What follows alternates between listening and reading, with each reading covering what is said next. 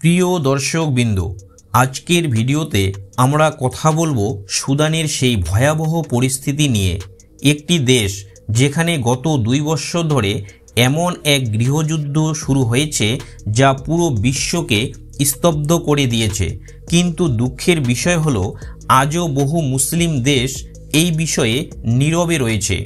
কিন্তু আজ আমি আপনাদের জানাবো কিভাবে আফ্রিকার এক সাহসী নেতা ইব্রাহিম ট্রাওরে সুদানের এই মজলুম জনগণের পাশে থাকার সিদ্ধান্ত নিয়েছেন। তিনি এমনই একটি ঐতিহাসিক পদক্ষেপ নিয়েছেন যা দেখে সারা পৃথিবীতে আলোচনার ঝড় তুলেছে। কারণ তিনি ঘোষণা করেছেন যে তিনি সুদানে 1.5 লক্ষ সৈন্য পাঠাবেন, যাতে সেখানে চলমান গণহত্যা বন্ধ হয়ে যায় এবং অত্যাচারিত জনগণ ন্যায় বিচার পায়। এই ভিডিওতে আমরা বিস্তারিত আলোচনা করব আসলে সুদানে কি ঘটেছে, কেন মুসলিম দেশগুলো আজ নীরব, কোন শক্তিগুলো এই যুদ্ধের পিছনে রয়েছে এবং কেন ইব্রাহিম ট্রাওরের ভূমিকা আজ এতটাই গুরুত্বপূর্ণ যে সারা দুনিয়া আজ তার কথা আলোচনা শুরু করেছে, আর কিভাবে এই সাহসী নেতা সুদানের ভাগ্য বদলে দিতে চলেছে। তাই ভিডিওটি শেষ পর্যন্ত দেখার অনুরোধ রইল, কারণ ইব্রাহিম ট্রাওরে শুধু একটি দেশ নয়, পুরো জাতিকে জাগিয়ে দিচ্ছেন। প্রিয় বন্ধুরা, যদি সুদানের এই অত্যাচারিত মানুষদের প্রতি আপনাদের সত্যি কোনো ভালোবাসা থেকে থাকে তবে আমাদের এই চ্যানেলকে সাবস্ক্রাইব করতে ভুলবেন না, আর বেশি বেশি করে বন্ধুদের মাঝে শেয়ার করুন যেন এই সত্য কাহিনী আরও দূর থেকে দূর পর্যন্ত পৌঁছে যেতে পারে। সুদানে এই গৃহযুদ্ধ শুরু হয়েছিল 2023 সালে, যখন দুটি বড় সামরিক শক্তির মধ্যে সংঘর্ষ শুরু হয়। একদিকে ছিল সরকারি সেনাবাহিনী SAF আর অন্যদিকে একটি প্যারামিলিটারি বাহিনী RSF। এই দুই বাহিনী আগে একসঙ্গে সরকারের কাজ করত, কিন্তু যখন ক্ষমতা ভাগাভাগির প্রশ্ন আসে তখন তাদের মধ্যে শুরু হয় বিরোধ ও টানাপোড়েন, যা পরবর্তীতে ভয়াবহ একটি যুদ্ধের আকার নেয়। শুরুর দিকে এই যুদ্ধ ছিল কেবল কিছু অঞ্চলে সীমাবদ্ধ, কিন্তু সময়ের সঙ্গে সঙ্গে তা পুরো সুদানে ছড়িয়ে পড়ে। এখন RSF বাহিনী প্রায় সবচেয়ে গুরুত্বপূর্ণ এলাকাগুলোর নিয়ন্ত্রণ নিয়ে নিয়েছে, যার ফলে সাধারণ মানুষ অত্যন্ত বিপর্যস্ত অবস্থায় রয়েছে। তাদের জীবন আজ যেন একটি নরকের মতো হয়ে গেছে। এই যুদ্ধে যে মানবিক বিপর্যয় ঘটেছে তা সত্যি হৃদয় বিদারক, কারণ শুধুমাত্র গত 24 ঘন্টায় হাজার হাজার নিরীহ মানুষ নিহত হয়েছে। যখন থেকে এই যুদ্ধ শুরু হয়েছে তখন থেকে লাখো লাখো মানুষ শহীদ হয়ে গেছে, যাদের মধ্যে শিশু, বৃদ্ধ, নারী ও পুরুষ সকলেই রয়েছে। কোটি কোটি মানুষ নিজেদের ঘরবাড়ি ছেড়ে নিরাপদ জায়গার সন্ধানে এদিক ওদিক ঘুরে বেড়াচ্ছে, কিন্তু তাদের কোথাও আশ্রয় পাওয়ার জায়গা নেই। সবচেয়ে বেদনাদায়ক বিষয় হলো ওই এলাকার মানুষ এখন খাবার, পানি, ওষুধপত্র, এমনকি ন্যূনতম জীবনের প্রয়োজনীয় জিনিস থেকেও বঞ্চিত। এবং এই পরিস্থিতি অনেকটা ফিলিস্তিনের অবস্থার মতোই, যেখানে মানুষকেও মৌলিক অধিকার ও সহায়তা থেকে বঞ্চিত রাখা হচ্ছে। এখন প্রশ্ন হচ্ছে, এই RSF বাহিনী এত শক্তি কোথা থেকে পাচ্ছে যে তারা পুরোপুরি সুদানি সেনাবাহিনীর বিরুদ্ধে লড়তে পারছে? প্রিয় দর্শকবৃন্দ, এর উত্তর সত্যি অবাক করা এবং চমকপ্রদ, কারণ বাস্তবে এই RSF বাহিনীকে সুদানেরই এক প্রাক্তন নেতা তৈরি করেছিলেন, যার নাম হলো ওমর আল বাসির। এর উদ্দেশ্য ছিল যদি কখনো সরকারি সেনাবাহিনী তার বিরুদ্ধে বিদ্রোহ করে তাহলে তিনি এই RSF বাহিনীর মাধ্যমে নিজেকে রক্ষা করতে পারবেন। কিন্তু আজ এই একই বাহিনী তার দেশকে ধ্বংস করে দিচ্ছে। সবচেয়ে গুরুত্বপূর্ণ প্রশ্ন হলো, এই RSF বাহিনীকে অর্থ অস্ত্রের যোগান কোথা থেকে আসছে? যখন এই বিষয়ে অনুসন্ধান করা হয় তখন জানা যায় যে সংযুক্ত আরব আমিরাত এই বাহিনীকে টাকা ও অস্ত্র সরবরাহ করছে। এর বিনিময়ে RSF সুদান থেকে সোনা উত্তোলন করে সংযুক্ত আরব আমিরাতকে দিচ্ছে, যার ফলে আরব আমিরাত প্রচুর লাভবান হচ্ছে। এবং এই কারণেই RSF বাহিনী ওই দেশের নিরীহ মানুষের উপর অতিরিক্ত নির্যাতন চালাচ্ছে, যাতে কেউ তাদের ব্যবসার পথে বাধা না হয়ে দাঁড়ায়। যখন সুদানের মজলুম জনগণ দেখল যে তাদের উপর অবিরাম অত্যাচার ও রক্তপাত চলছে, তারা বিভিন্ন মুসলিম দেশের কাছে সহায়তার আবেদন জানায়। কিন্তু দুঃখের বিষয় হলো, সব মুসলিম দেশেই তাদের আহ্বান উপেক্ষা করেছে এবং কেউ তাদের সাহায্যে এগিয়ে আসেনি। ফলে তারা হতাশা ও নিরাশায় ডুবে যায় এবং মনে করতে থাকে যে সম্ভবত কেউই আর তাদের সাহায্য করতে আসবে না। কিন্তু এরপরই ঘটে যায় এক অবিশ্বাস্য ঘটনা। বুর্কিনা ফাসোর প্রেসিডেন্ট ইব্রাহিম ত্রাউরে সুদানের এই অত্যাচারিত জনগণের আর্তনাদ শুনে সামনে এগিয়ে আসেন এবং তাদের সহায়তা করার জন্য নিজের হাত বাড়িয়ে দেন।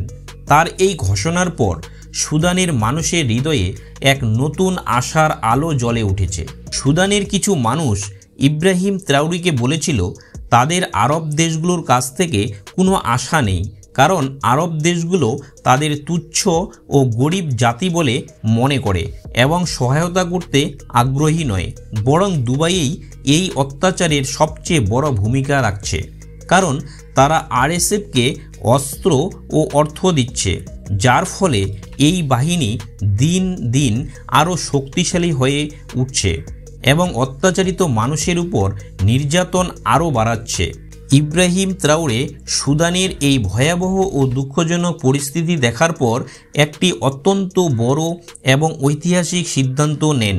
তিনি সারা বিশ্বের সামনে ঘোষণা করেন যে তিনি সুদানে 1.5 লক্ষ সশস্ত্র সৈন্য পাঠাবেন, যাতে সেখানে চলমান গণহত্যা ও জাতিগত নিধন অবিলম্বে থামানো যায়।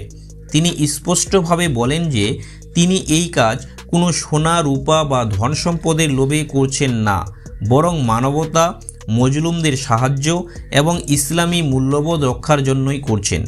তিনি বলেন তিনি চান না যে নিরপরাধ ও অসহায় মানুষের রক্ত ঝরানো হোক, আরও দীর্ঘদিন চলতে থাকুক এই নির্যাতন।